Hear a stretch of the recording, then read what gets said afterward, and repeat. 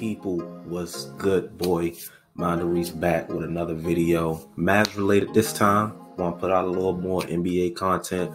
All of it won't be Mavs related for the people who are not Mavs fans, I promise. But I had to get this one out. I had to get it off my mind. I had to get it out to the MFFL community. I had to put it out in the atmosphere. And maybe even if you're not a Mavs fan, you may enjoy the video. You know, just a little free agency talk, some off-season talk. I know a lot of us, our teams aren't in the playoffs right now, so that's all we got to look forward to. So with the Mavs and on the search for a general manager and a head coach, general manager, again, PDF resume, paper resume, let me know. But still, with the Mavs on the search for a GM before a head coach, obviously they're not even thinking about any free agency moves right now or even trades until they get one. But when that moment comes, we get a general manager, we have our front office in place, we get a head coach, we can start looking at trades and free agents and stuff like that. These are some names that I would like the Mavs to look forward to. Now, granted, this video is simply free agents. Simply free agents. I'm going to do trades for another video. I feel I wanted to do them separate just to give the free agents, their own thing. But these are going to be 6 realistic free agent targets for the Dallas Mavericks this offseason. Let me preface it by saying this. Every free agent on this list are unrestricted free agents. There are no restricted free agents. I didn't pick any free agents with team options, and I didn't pick any free agents with player options. So guys like, Michael Conley, Spencer Dinwiddie, Will Barton, Goran Dragic, guys like that aren't going to be on this list, even though I would like the Dallas Mavericks to go after all of those guys, minus Mike Conley. Nothing against Mike Conley. Love you, brother. But without further ado, man, let's get into the video. So, first on the list, I'm going to get the player out the way who's currently making the most money on their current team. First player on the list is Evan Fournier. Evan Fournier is currently making $17 million a year on the Boston Celtics. He's an unrestricted free agent. Now, granted, the Boston Celtics do have his bird rights since they traded for him from Orlando. So, Boston might be willing to go over they're already over the cap. They're not going to have any cap space to sign anyone this offseason. Jason Tatum has a huge contract. Jaylen Brown has a huge contract. Marcus Smart's making a lot of money. Not a whole lot of money, but a decent amount of money. Evan Fournier's current contract is $17 million. So they may use the bird right option to stay over the cap and sign him. But maybe he's looking to go elsewhere. Maybe he got traded to Boston and he isn't happy there. In the meantime, Dallas can use a guy like Evan Fournier, who's a pretty decent scorer, pretty decent at creating his own shot, can handle the ball on his own, doesn't necessarily need a player to create a shot for him, but he still can move well enough off the ball where he can catch and shoot if Luka was needing to create a shot for him. Well, yeah, create a shot for him. Also, he's close enough to the right pigmentation for the Mavericks, if you catch my drift.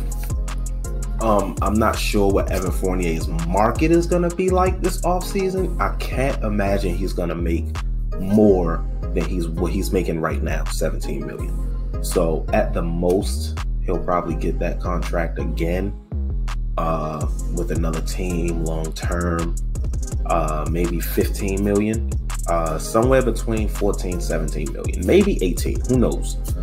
In that case, I can't see why he wouldn't stay with Boston. They're a good team. They have talent, possibly a contender in the future. So that's probably the most out of all the options that I have, that I'm going to have in this video. Evan Fournier is probably the most that's not as realistic, but still realistic enough to put him on the list. But got Evan Fournier, and it's not ranking, but the first one is Evan Fournier. So let's move on to the second. Speaking of the Boston Celtics, the second guy is Daniel Theis, who was traded from the Boston Celtics to the Chicago Bulls at the trade deadline in the middle of this season. Daniel Theis will fill a nice role for the Mavericks. He'll come at a cheap price.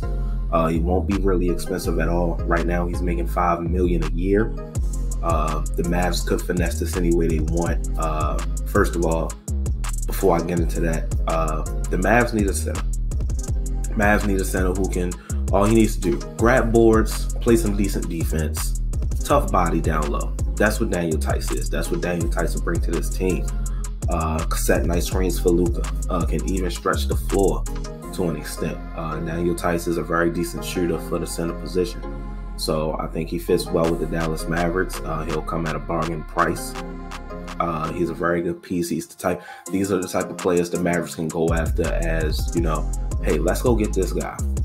He's good, decent role player, can play his role well for this team, fills a need, won't cost too much. And hey, if he excels on this team, we have a trade asset if we want to go get a real star next to Luka. That's the kind of mindset I want the Mavs to go into this offseason with. And I think all of these guys that I'm listing, and maybe outside of Evan Fournier, maybe with Evan Fournier, the Mavs can go and get, if they're smart enough, the Mavs can go and get maybe 2 to 3 of these guys on this list, meanwhile still keeping Tim Hardaway Jr. and bringing someone else in if they finesse it the right way. With Daniel Theis, you could go out and get guys who's going to cost more in free agency first. Depends on what type of offers Daniel Theis is going to get, what kind of eyes he's going to get from other teams. Maybe he signs back with Chicago. Just like Evan Fournier, Chicago owns Daniel Theis's bird rights from the Celtics since he got there via trade. So obviously Chicago's going to have cap space, so they won't have to go over the cap to sign him. Like I said, he probably won't cost that much anyway, but if Chicago had to, maybe if they want to bring him back, they would. I don't suspect they will, but who knows? With the Mavericks, you can go out, you know, pay guys that you want, because the Mavericks will have maybe around $33 million cap space this year. Go out and pay guys who are going to cost more, and then if Daniel Theis is still sitting there towards the end when you're running out of money, use the mid-level exception on them to bring them in. The mid-level exception is $9 million. You have up to $9 million to use. The mid-level exception, you could use that on Daniel Theis, or you could go get him early. You know, center is really a desperate need. The Mavs have a bad history of waiting until the end of free agency to see when guys are going to be available, and they're not. And we end up with scraps. That's how we ended up with DeLon Wright, but that's a different story for a different day. Daniel Theis, number 2 on the list. I would love Daniel Theis on the team. Again, it's the right pigmentation for the Mavericks. But all jokes aside, I would love Daniel Theis on the team. I think he fits well with the team. Obviously, he's a 6'8" center, but he brings toughness, strong body down low, can play some decent defense, can get on the boards. Not a fantastic rebounder, but decent enough rebounder. Better than most of the guys on the team, not named Luka, have rebounded. And again, he can stretch the floor. So let's move on to the third one. 6 on the list is the one of the 2 guys who is currently playing right now in the playoffs. And that's PJ Tucker. PJ Tucker, I'm not sure. I didn't check.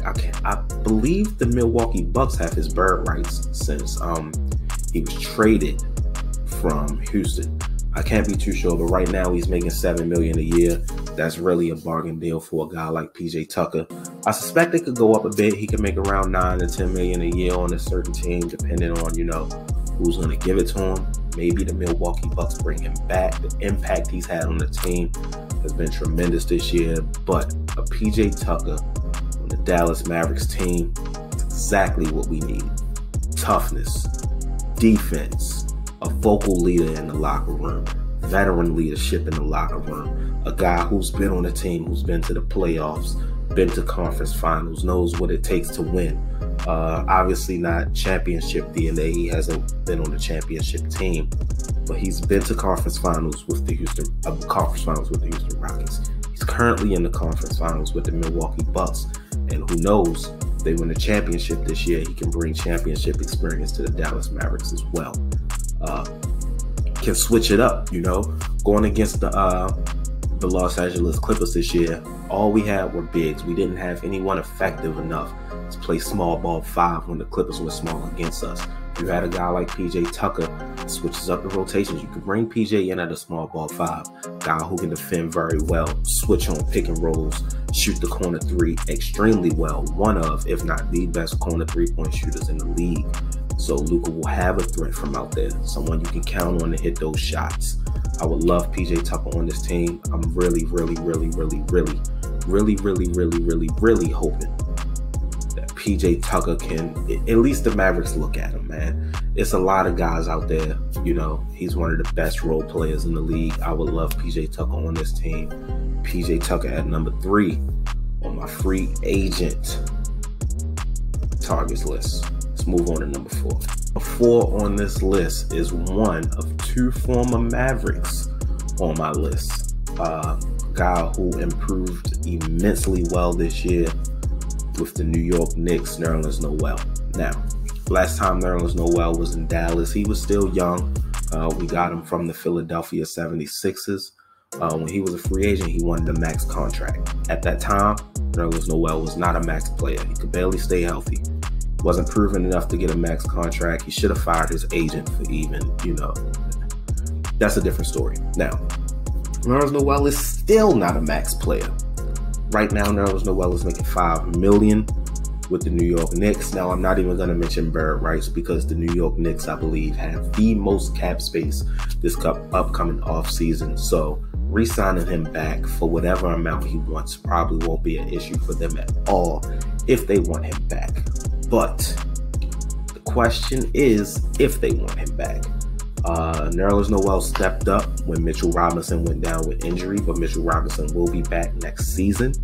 I'm not sure Nerlens is going to want to come off the bench. Maybe he's okay with that. Maybe he liked the Knicks organization and playing under Tom Thibodeau. You know, maybe they want to start him next year and bring Mitch off the bench. I can't imagine that's the case, but who knows? We'll see. But I imagine Nerlens Noel is definitely going to be looking outside for more money. Maybe somewhere between 8 and 10 million, maybe 11 million, somewhere around there. Defense, not a defensive anchor, but an extremely well defensive center. Different style, different type of player, different archetype from someone I mentioned earlier, like a Daniel Tice. You're not going to expect Nerlens Noel to get out there and shoot the 3 for you, but on the inside, he's going to contest everything. He's either going to get the block, contest it, get dunked on, whatever. He does not care. Nerlens Noel is going to go up for the block. The way he played in the playoffs this year, even though they lost to 5 against the Atlanta Hawks, he played not extremely well, but he played well. I would love him on his team. Nice shot blocking center in the middle. That's something that we struggled with this season. Teams were just, you ever seen White Chicks where Marlon had to use the bathroom and he was running, he said, "Move, bitch."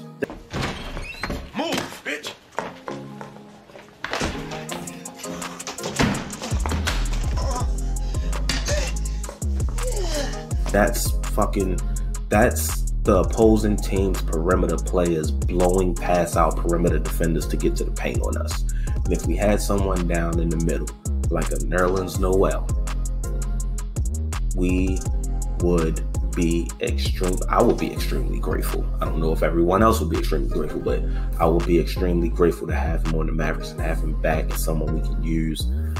Anchor. He's not a defensive anchor, but he will anchor the middle. He's not Tyson Chandler, but he'll be the best center we've had on the team since Tyson Chandler. And I think that's easy to say. Not sure, like I said, not sure how much it would cost. Not sure what he's looking for this offseason, but I'm pretty sure it's much more than $5 million. If he's asking for $10 to $12 million, I'd pay it to him, man. Especially for the need that he'll fill for this team. Another guy who can come at a quote-unquote bargain price. Nerlens Noel, number 4. Now let's move on. Next guy on the list is currently making the least amount of money out of everyone I've mentioned, and he's gonna make more than what he's getting right now, but he is currently playing in the playoffs as we speak, and that's Nicholas Batum for the LA Clippers, man. Nicholas Batum has had sort of a resurgence this year, kind of a comeback. Not sure if he was phoning it in for the Hornets, but he's been extremely effective, extremely helpful Great rotational piece for the Clippers this year. He hit big shots against the Dallas Mavericks in the first round. Leave him open, he's going to take the shot. He got some nice dunks. He was able to attack the basket. He played really good defense. He's done some playmaking this year as well. Obviously, you're not going to rely on him for that, but he's capable of doing so, which is something that the Mavericks can use, a playmaker outside of Luka. Like I said, he brings defense, which I mentioned earlier just a few moments ago about Nerlens Noel and our perimeter defenders easily getting blown by. We couldn't cover a bed with a blanket, but Nicholas Batum can help fix that. Obviously, one perimeter defender doesn't really change much, but it's more than what we have right now. Him with a Dorian Finney-Smith. Like I said, if we sign a PJ Tucker, you can get both of those dudes, maybe then a Nerlens Noel. That will boost our defense so much. Nicholas Batum is making $2 million right now. Obviously, he's going to make more. He's not going to make much more, maybe around like $8 million a year, $9 million a year. Don't expect him to make too much in the double digits. But the Clippers don't have his bird rights, and the Clippers also have no cap space. So the Clippers will not be able to bring him back this year, if I'm not mistaken.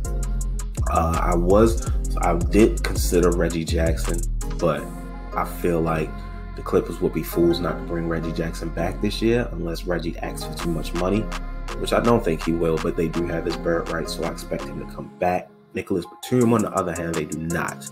So they're going to lose Nicholas Batum this season, this offseason.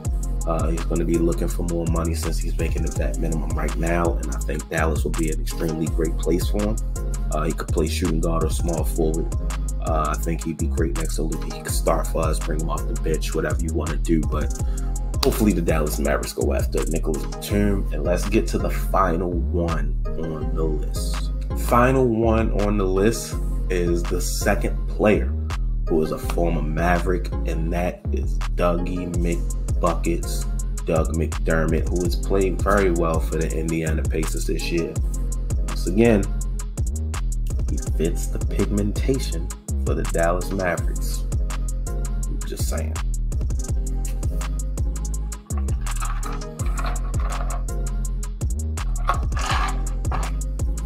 But Dougie McBuckets, man, I don't even think I have to explain why he plays well next to Luka. Doug McDermott has underrated defense. He's not a perimeter. You're not going to look at Doug McDermott and say, oh, he's a perimeter defender. But he's not an automatic wash on defense. You don't look at Doug, okay, maybe some players do, but you don't look at Doug McDermott and say, oh, barbecue chicken. He's decent. He has effort. He puts in effort, but that's not what he's known for.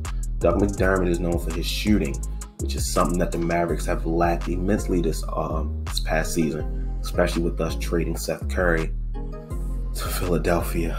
Don't get me started. But anyway, Doug McDermott will fill a huge role for us. He's better than he was last time he was here. Currently, he's making $7 million with the Indiana Pacers.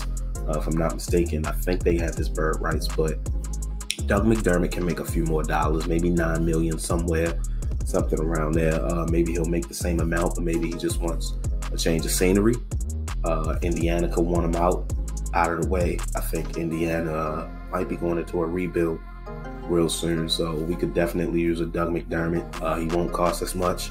Fantastic shooter, can play small forward, some small ball four. Maybe not really small ball four. That's really been mostly his position now, but can shoot all over the goddamn court. Knockdown shooter, very reliable. Obviously, that's what Luka needs out on the floor. We need more shooters.